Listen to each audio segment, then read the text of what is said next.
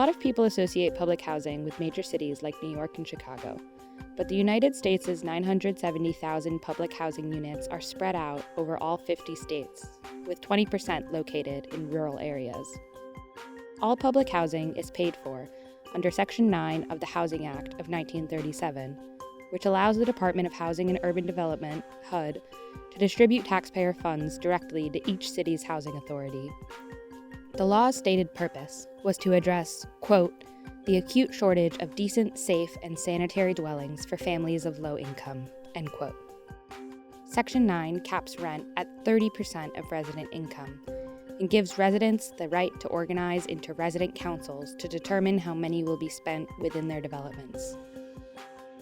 Under Fiorello LaGuardia, NYCHA became the first agency in the U.S. to provide publicly funded housing.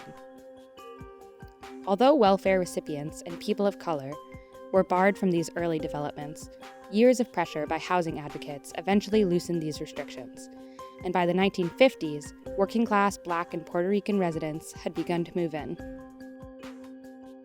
During the fiscal crises of the 1970s, these increasingly diverse developments became targets for budget cuts by politicians pandering to white anger toward the gains of the civil rights movement. Nixon halted all construction of new public housing in 1973, and in 1974, Congress created the Section 8 voucher program to push low-income tenants into the private market. Under the Reagan administration, HUD's budget was slashed even further, from $36 billion in 1980 to $15 billion in 1988. Reagan justified these cuts by stoking resentment towards public housing residents with the myth of the welfare queen, a person of color living lavishly off taxpayer assistance. As this stereotype took root, the combined effects of disinvestment and the crack epidemic devastated public housing and the lives of people who lived there. Instead of providing adequate funding, politicians used this crisis as evidence that public housing was an outdated model. With the Hope 6 program, President Clinton proved just as willing as Republican administrations before him to keep up the cruel cycle.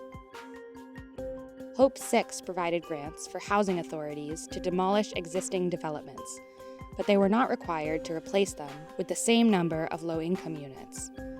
Between 1993 and 2010, 98,592 units were demolished under Hope 6.